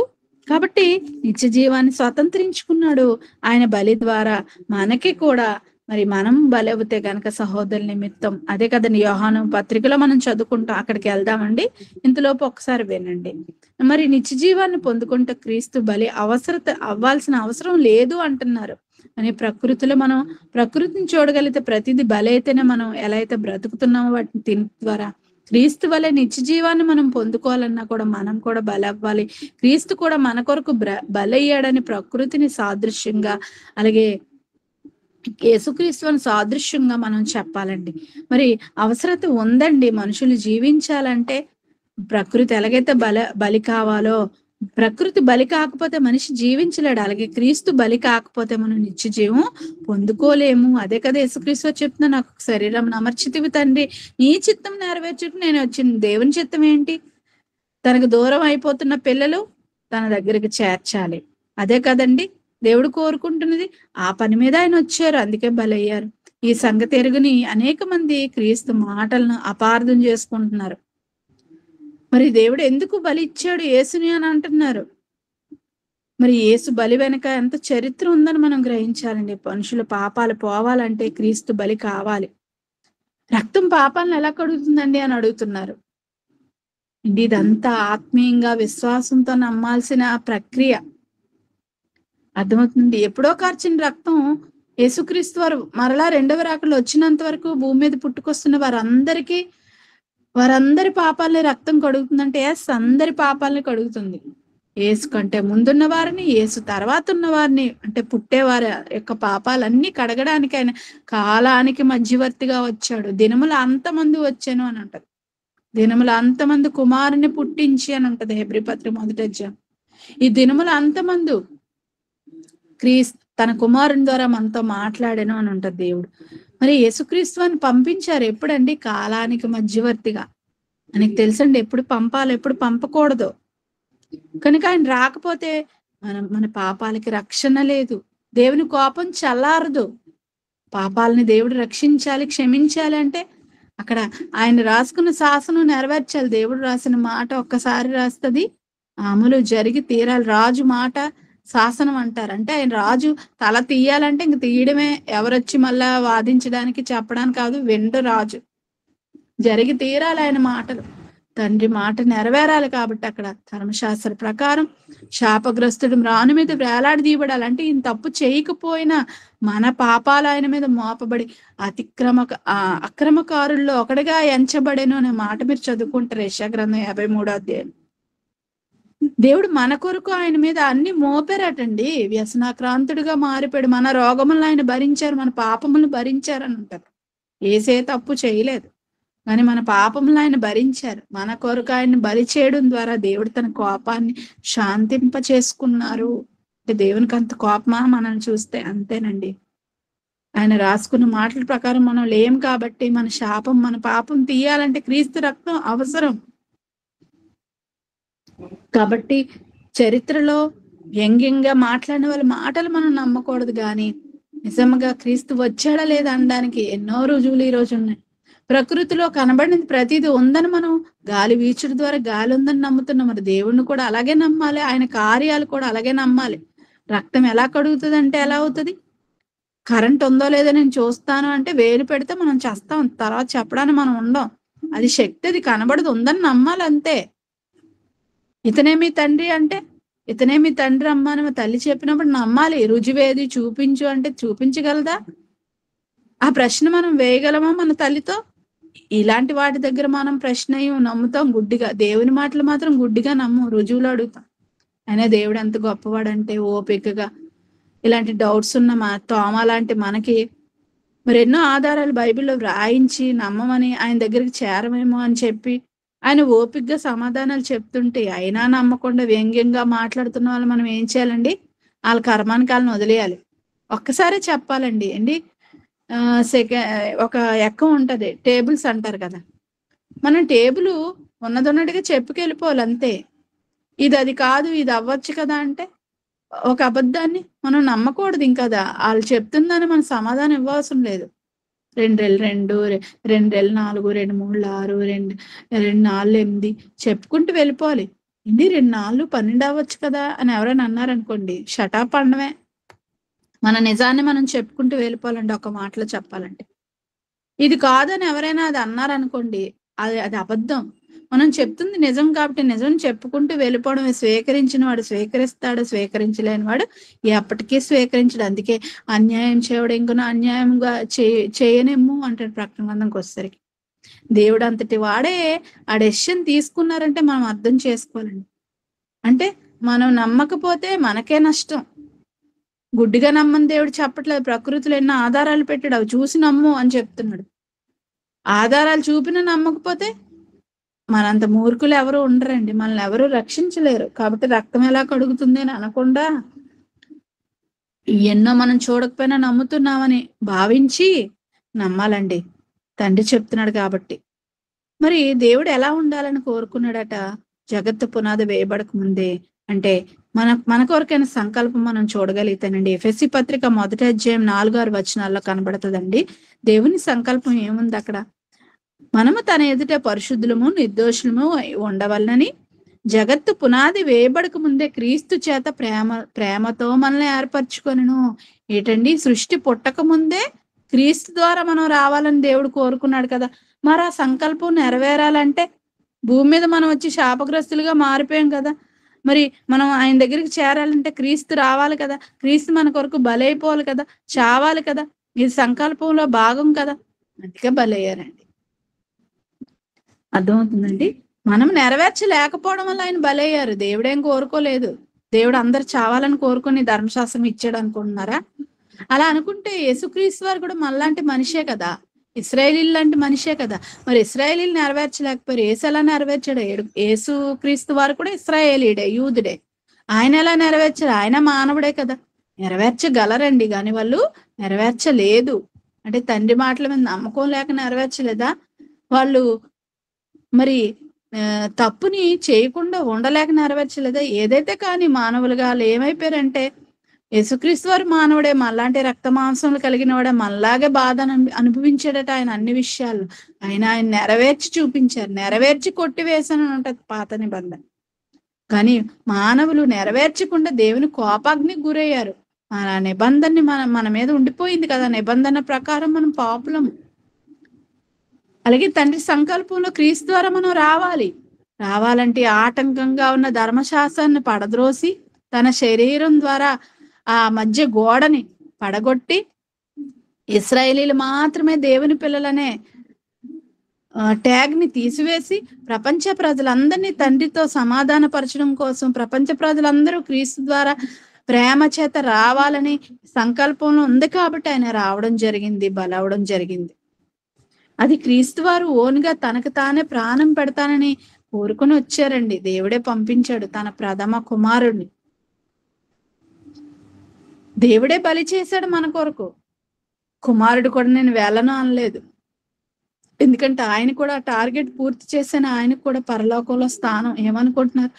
యేసుక్రీస్తు వారు ఫ్రీగా దేవుడు ఇచ్చాడండి అని మనం ఎక్కడ అనేస్తామేమో, దేవునికి పక్షపాతం అంటామేమని. ఆయన పరలోకంలో ఆయన పుట్టించినా మళ్ళా భూమి మీదకి మానవ రూపంతో భూమి మీదకి పంపించాడు కదా. పంపించి దేవుని కొరకు బ్రతకమని చెప్పాడు కదా. యేసుక్రీస్తు వారి టార్గెట్ ని పూర్తి చేశారు కాబట్టే, తండ్రి నీ పని అంతా నేను పూర్తి చేశాను, నీ యొద్ద నాకు ఏ మహిమ అయితే ఇంతకు ముందు ఉందో, జగత్తు పునాది వేయబడక ముందు పరలోకంలో నన్ను పుట్టించిన తర్వాత మీరు నాకు ఏ మహిమ అయితే ఇచ్చారో అది మరలా నాకు ఇచ్చే తండ్రి, నేను మరలా వచ్చేస్తున్నాను. ఇగో తండ్రి మీరు చెప్పిన పని నేను పూర్తి చేశాను మరలా మీ దగ్గరికి. అంటే ఎంత ధైర్యంగా చక్కగా ఎంత బంధంతో అడగగలుగుతున్నారండి. ఏదైనా పని పూర్తి చేస్తే మనం మన బాస్నైనా మన యజమానైనా మనం అడగగలుగుతాం కదా. ఎంత ధైర్యం మనకు వస్తుందండి. అంటే ప్రతి మనిషి కూడా అలా పూర్తి చేయగలడు, కానీ చేయలేకపోయారు కాబట్టే ఒక కుమారుడు బలైపోవాల్సి వచ్చింది. అందరి కుమారుల కోసం తన ఏకైక కుమారుని బలి చేయవలసి వచ్చింది. అది నిబంధన అనుసారం సంకల్పానుసారం జరిగింది కాబట్టి ఇది మనం నమ్మి తీరాలి. అలాగే పేతురు గారు రాసిన మొదటి పత్రిక 1వ అధ్యాయం 14వ వచనంలో మనం చూడగలిగితేనండి, దేవుడు ఎందుకు పరిశుద్ధుడిగా ఉండాలనుకున్నాడో తెలుసా? దేవుడు పరిశుద్ధుడు, తండ్రి పరిశుద్ధుడు కనుక తన పిల్లలు కూడా పరిశుద్ధులుగా ఉండాలని కోరుకున్నాడు. కానీ ఉన్నారా? లేరు. దేవుడు పాపం చేసి పాపాన్ని తెలుసుకున్నాడా? పాపం ఆయన చేయకపోయినా ఇది పాపం అని తెలుసా? ముందే తెలుసండి ఆయనకి. చేసి తెలుసుకోక్కర్లేదు, మనం చేయకుండా కూడా తెలుసుకోగలుగుతాం. కానీ ఈరోజు మనుషులు మరి అది ఎలాగుంటుందో చూడాలనో లేదంటే కావాలనే చేస్తున్నారండి. తెలియక చేశానడం అబద్ధం. పండు తినొద్దన్నా వాళ్ళు తిన్నారు, తినొద్దన్నా తిన్నారు. తినకూడదని తెలీదా? దేవుడు చెప్పాడు కదా, చెప్పినా కూడా వాళ్ళు చేశారు. కాబట్టి దేవుడు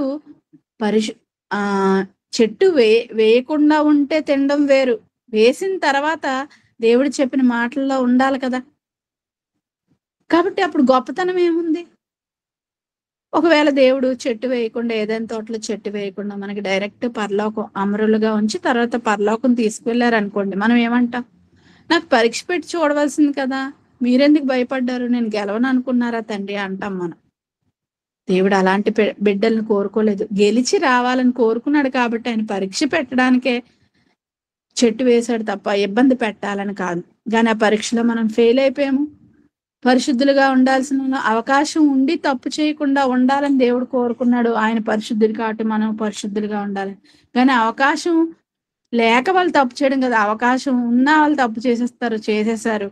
కాబట్టి దేవుడు మరి పరిశుద్ధత కోల్పోయిన మనల్ని మరలా తండ్రికి దగ్గర చేయాలని ఏం చేశారంటే యేసుక్రీస్తు అని పంపడం జరిగిందండి. ఇది అనాదిగా ముందే రాసేసాడు. అంటే భూమి మీద పుట్టుకొస్తున్న మనుషులందరూ ఇలా చెడిపోతారని ముందే తెలుసా? ముందే తెలిసిన ఎందుకు చేశాడండి ఆదం హవ్వని? అంటే దేవుని ప్రేమ చూడండి, ఒంటరిగా ఉండలేక అని చేసుకున్నాడు. పుడతారు, పండు తింటారు, మళ్ళీ వాళ్ళ కోసం క్రీస్తుని పంపాలని ఆయనకి సంకల్పం ముందే తెలుసండి. ఎందుకంటే తండ్రి కోసం ఒక మాట ఉంటది, పేతురు గారు రాసిన పత్రికలో 1వ అధ్యాయంలో 1వ వచనంలో చూస్తే, భవిష్యత్ జ్ఞానం, తండ్రి అయిన దేవుడు తన భవిష్యత్ జ్ఞానమును బట్టి అని ఉంటది. తండ్రికి భవిష్యత్ తెలుసండి ప్రతిదీ. కాబట్టి ఆయన మరలా తప్పు చేస్తామని తెలిసినా మనం సృష్టించాడు. ఆయనకి భార్య లేకపోయినా మనకి భార్యని, భర్తని ఇచ్చాడు, పిల్లల్ని ఇచ్చాడు, అన్ని సుఖాల్ని మనకు పెట్టాడు. కానీ ఆయన కొరకు బ్రతకమన్నాడు. మరలా మనం తప్పు చేస్తామని తెలిసి మన కొరకు వాష్ చేయడానికి సరఫ లాంటి యేసుక్రీస్తు అని పంపించారు. మనం పాపం చేస్తామని తెలిసి ఆయన మన పాపాన్ని తీసివేయాలని కూడా ఆయన అనుకుని ప్రాసెస్ ని ముందే పెట్టారండి. యేసుక్రీస్తు వారు రాక ఇప్పటిది కాదు, మనం పుట్టక ముందే ఆయన రాసుకున్నాడు యేసు వెళ్ళాలి అంటే. యేసు వెళ్ళకపోతే మనం తండ్రి దగ్గరికి చేరలేమని దేవునికి తెలిసిపోయిందండి. ఎంత ప్రేమ కలిగిన తండ్రి మరి తన కుమారుని బలి చేశాడు. బలి ద్వారా మనం వెళ్ళాలని దేవుడే నిర్ణయించాడు. కాబట్టి అదే సంకల్పం తెలుసుకుని యేసుక్రీస్తు వారు కూడా తన ప్రాణం పెట్టాలని ముందుగా సిద్ధపడి ఆయన వచ్చారు, పెట్టారు, వెళ్ళారు. మరి ప్రకృతిలో కూడా అలాగే కదా జరుగుతుంది. ప్రకృతిని అంగీకరించిన మనం యేసుని ఎందుకు అంగీకరించలేకపోతున్నాం? ఆయన మాటలను ఎందుకు అంగీకరించలేకపోతున్నాం? కాబట్టి ఇక్కడ ఒక డాక్టర్ తన పిల్లల్ని డాక్టర్ చేయాలని, ఒక యాక్టర్ తన పిల్లల్ని యాక్టర్ చేయాలని ఎలాగైతే అనుకుంటాడో, దేవుడు కూడా కన్న తండ్రి నేను పరిశుద్ధుని కనుక ఆదాము పరిశుద్ధంగా ఉండాలి, తన పిల్లలందరూ పరిశుద్ధంగా ఉండాలని ఎన్నో కళ్ళకని భూమి మీదకి పంపించాడండి. కళ్ళని చెరిగిపోయి ఆజ్ఞాతిక్రమే పాపముగా, ఆదిలోనే పాపులుగా మారిపోయిన మనల్ని మళ్ళా తండ్రి దగ్గరికి పరిశుద్ధతను కోల్పోయాం. అందుకే నోవా గారి కాలంకి వచ్చేసరికి కొద్ది కాలానికే, అంటే ఆదాము హవ్వ పుట్టిన కొద్ది కాలానికే, మనుషులు వచ్చిన కొద్ది కాలానికి ఆయన ఏమనుకున్నాడండి? జలప్రళయం ద్వారా నాశనం చేయాలనుకున్నా. అంటే పాపాలు తారాస్థాయికి వెళ్ళిపోయా. ఆదిలోనే పితరుల కాలంలోనే పాపాలు తారాస్థాయికి వెళ్ళిపోయి భరించలేని తండ్రి నాశనం చేసేటంతటి కోపాన్ని ఆయన అగ్ని వంటి దేవుడు అండి, మర్చిపోకండి. రోషం కలిగిన దేవుడు, అగ్ని వంటి దేవుడు. సాధారణమైన తండ్రిని భావించకండి. తండ్రి తండ్రి అంటున్నాను కాబట్టి ఓ ఫాదర్ ఫాదర్ అని పాటలు పాడుతూ ఉంటారు. ఏదో కూల్ ఫాదర్ అనుకుంటున్నారు మీరు. చాలా కోపం, ఆయన తట్టుకోలేడు. ఆయన కోపాన్ని తగ్గించే ఏకైక సాధనం క్రీస్తేనండి. ఆయన బలి, ఆయన రక్తం, ఆయన త్యాగపూరితమైన జీవితం ద్వారా ఆయన మనల్ని అందరినీ క్షమించాడండి. ఆయనలాగా ఎవరైతే బ్రతుకుతారో అందరినీ క్షమిస్తానన్నాడండి. ఆయన దగ్గరికి చేర్చుకుంటానన్నాడు. అప్పుడే మనకు పరిశుద్ధత వస్తుంది. మనం పాపం చేయకపోవడం వల్ల పరిశుద్ధులం కాదు. తండ్రి కృపతో, తండ్రి పంపించిన క్రీస్తు ద్వారా మాత్రమే మనం పరిశుద్ధులం అయ్యాం. ఆయన కృప ద్వారా మనల్ని పరిశుద్ధులుగా తీర్చాడు తప్ప మనం పాపం చేయకుండా ఉండలేంగా. కాబట్టి ఆజ్ఞాతిక్రమే పాపం అని చెప్తున్నాడు. పాపం అంటే ఎక్కడికో వెళ్ళిపోకండి, దేవుని మాటను మీరడమే పాపం. కాబట్టి పాపాలు పెరిగిపోయి ఇశ్రాయేలీల వరకు వచ్చేసరికి తండ్రి ఇంకా వాళ్ళు ఏమైపోయారంట? దుష్టులను, మనుషులందరికీ విరోధులను, దేవునికి ఇష్టలు కానివారుగా దేవుని పిల్లలైన ఇశ్రాయేలీలు అయిపోయారు. ధర్మశాస్త్రం ఇచ్చినప్పటికీ అందులో నిలబడక వాళ్ళు వెళ్ళిపోయారు. నోవహు కాలంలో మరి దేవుడు పాపాలను భరించలేక నాశనం చేయాలనుకున్నాడు. ఇశ్రాయేలీల కాలంకి వచ్చేసరికి పరిశుద్ధులుగా చేయాలని ఆజ్ఞలు ఇచ్చినప్పటికీ ఆజ్ఞలు మీరు పాపులుగా మిగిలిపోయారు. ఇలాంటి వారిని దేవుడు మరి పరిశుద్ధ పరచాలనుకోవడం తప్ప అండి? అందుకే లేవి కాండంకి వచ్చేసరికి మోషే గారి కాలంలోనే నిబంధనలు, ఇశ్రాయేల్ కాలంలోనే నిబంధనలు ఇస్తూ వాళ్ళతో ఏం చెప్తారు తెలుసండి? లేవి కాండం 11:44 తండ్రి సహించలేడండి. అసలు పరిశుద్ధత కోల్పోతే ఆయన సహించలేడు. ఆయన ఏమంటున్నాడంటే మిమ్మల్ని మీరు పరిశుద్ధపరచుకొనవలెను. లేవి కాండం 11:14 వచ్చేసరికి మిమ్మల్ని మీరు పరిశుద్ధపరచుకొనవలెను అని చెప్తున్నారు. అంటే మనుషులు పరిశుద్ధులుగా లేరనే కదా చంపి పడేశాడు నోవా గారు ఒక్కరినే. ఆయన కుటుంబాన్ని 8 మందిని నీటి ద్వారా కాపాడాడు. తర్వాతకి వచ్చేసరికి ఇంకా నేను ఇలా చంపుకుంటూ పోతే ఎవరు నాకు మిగలరు. ఆయన రాసుకుంది ఆయనే తీసివేసుకునే స్థితి అయిపోయిందండి. అంత బాధలోకి ఆయన వెళ్ళిపోయాడు. కాబట్టి యేసుక్రీస్తు వారు రావడం జరిగింది. ఆయన యోగ్యుడిగా మరి రావడం జరిగింది. నేను వెళ్తాను తండ్రి, ఇగో తండ్రి నాకు అమర్చావు కదా, నీ చిత్తం నెరవేర్చుడికే నేను వచ్చి ఉన్నాను తండ్రి అని ఆయన సెలెక్ట్ అవడం జరిగింది. మానవుల కోసం ఆయన రావడం జరిగింది. పరిశుద్ధపరచడం కోసం ఇంతగా ఆయన ప్రాకులాడాలంటే తండ్రి అనే దేవుడు గాని, యేసుక్రీస్తు వారు గాని మన వెనకాతలు ఎంత మరి ప్రాజెక్ట్ జరిగిందో ఆలోచించండి ప్రియులారా. అలాగే లేవికాండం లేవికాండం 14:12-13 మనం చూస్తాం. మరి వారు చేసిన పాపాలకి బదులుగా ఏమి ఇవ్వడం జరిగిందంటే, ఇశ్రాయేల్ చేసిన పాపాలకు బదులుగా గొర్రె పిల్లనో, మేక పిల్లనో, ఒక పావురాన్నో, గువ్వ పిల్లనో ఇవ్వడం జరిగింది. మరి అది ఎందుకు పెట్టాడని మీరు అనుకుంటున్నారంటే, ఒక ప్రయోగాన్ని దేవుడు తన పిల్లల మధ్యన చేశాడండి. కాలంలో చంపి పడేశాడు. ఇలా చంపుకుంటూ పోతే ప్రజలు ఎవరు మిగలరని మరలా నేను ఇంక చంపను అనుకున్నాడు. అంత మాత్రాన వారి పాపాన్ని సహిస్తాడనుకుంటే పొరపాటు. సహించలేని దేవుడు ఒక ప్రాసెస్ని పెట్టాడు. మోషే గారిని పుట్టించి ధర్మశాస్త్రాన్ని ఇచ్చాడు. ఒక ప్రయోగం చేశాడు, నా మాటలు ఇస్తే మారుతారేమో, కానీ వాళ్ళు మారలేదు సరికదా. మరి ఆ పాత ధర్మశాస్త్ర ప్రకారం తప్పులు చేస్తే బలివ్వాలి. ఒక గొర్రె పిల్లనో, మరి కోడిదూడనో, లేదంటే మేక పిల్లనో, గువ్వ పిల్లనో, ఆయా పాపాలకు తగ్గ బలుల్ని దేవుడు నిర్ణయించాడు. వీరేం చేస్తున్నారంటే, దేవుని యొక్క ఉద్దేశం ఏంటంటే, వీరు చేసిన పాపాలకు అమాయకమైన ఆ యొక్క జంతువులు, ఆ పక్షులు బలైపోతున్నప్పుడు వాటి రక్తం చూసైనా వీళ్ళు మారుతారేమో అని వాటిని ఇవ్వమని దేవుడు ఫిక్స్ చేస్తే, వీళ్ళెలా మారిపోయారండి?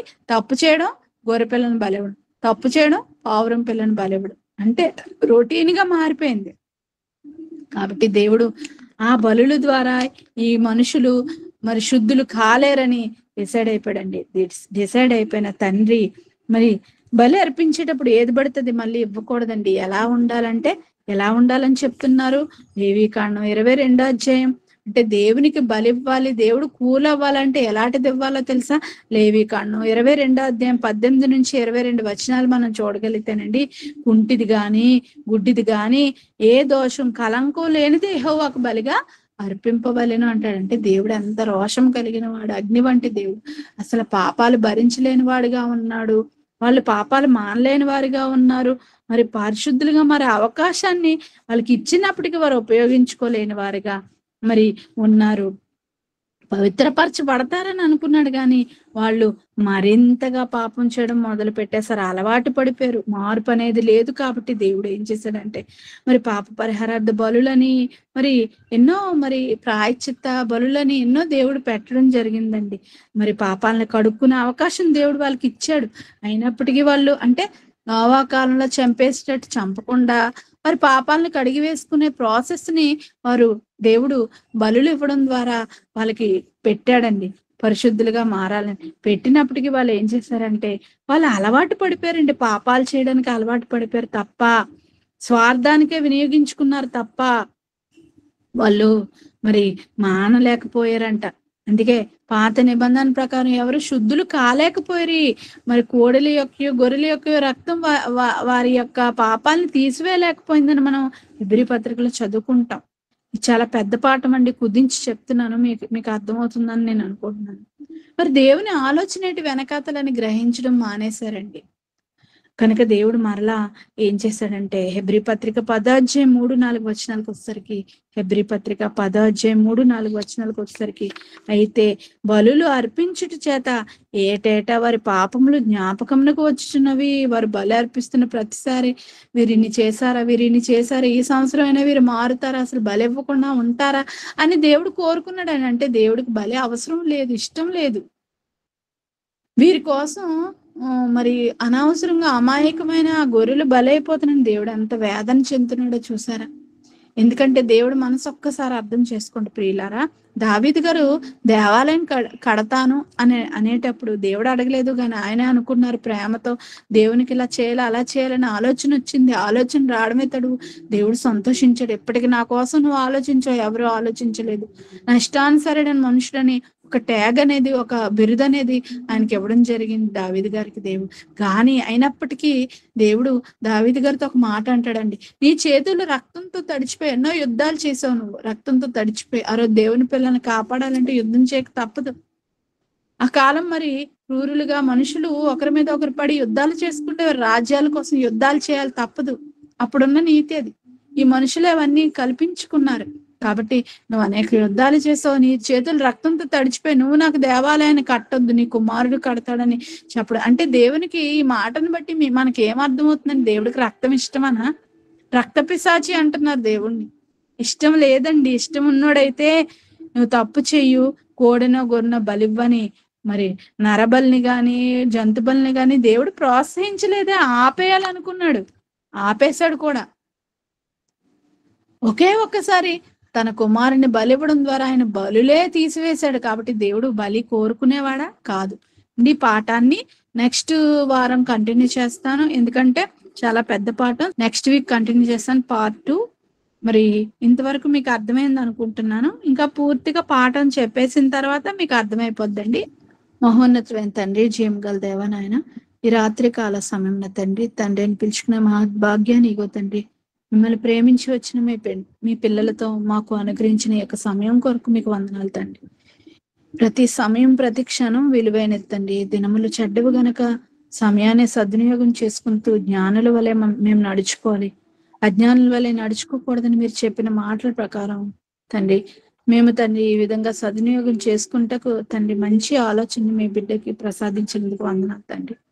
నాయన మేము వినేవారుగా మాత్రమే ఉండిపోకుండా గనులుగా పరిశోధన చేసే గనులుగా ఉండి ప్రతి వారికి మేము సమాధానం చెప్పటకు సిద్ధంగా ఉండేవారంగా మాకు మీ యొక్క పరసంబంధం ప్రతి జ్ఞానాన్ని అనుగ్రహించి తండ్రి మమ్మల్ని నింపుతారని తండ్రి మీరు అడగమన్నారు కాబట్టి మేము అడుగుతున్నాం తండ్రి. అడుగుడి మీకు ఇవ్వబడినని చెప్పి ఉన్నారు కాబట్టి మేము అడుగుతున్నాం తండ్రి. మేము ఈ లోకంలో మరి మనులు మాణిక్యాలు తండ్రి ఆస్తులు అంతస్తులు అడగట్లేదు కానీ తండ్రి మీ యొక్క మాటలు నేర్చుకుని అనేక మందిని మీ వద్దకు చేర్చే వారంగా మేము ఉండాలనే ఆలోచనతోనే మేము మీ వద్దకు చేరాలనే ఆలోచనతోనే ఈ యొక్క క్లాసులు పెట్టుకొని తండ్రి మేము ఆయత్తపడుతుండగా తండ్రి మమ్మల్ని ఆ దిశగా నడిపించమని మీ వద్దకు చేర్చమని దుష్టుడు మమ్మల్ని ముట్టకుండా తండ్రి వాడి యొక్క శోధనలో మేము పడకుండా పడినప్పటికీ మేము తిరిగి లేచేవారంగా తండ్రి యథార్థవంతులుగా నీతిమంతులుగా తండ్రి మీ యొక్క ఆలోచనలు కలిగి మేము ముందుకు వెళ్ళేటట్టుగా మమ్మల్ని మీ యొక్క మాటల ద్వారా లేపమని మాకు తోడుగా ఉండమని మా యొక్క కుటుంబాల శాంతి సమాధానాన్ని అనుగ్రహించి దుష్టుడు ముట్టకుండా కాపాడమని తండ్రి ఈ యొక్క సమాజం రోజు రోజుకి నాశనానికి వెళ్ళిపోతూ ఉంది తండ్రి.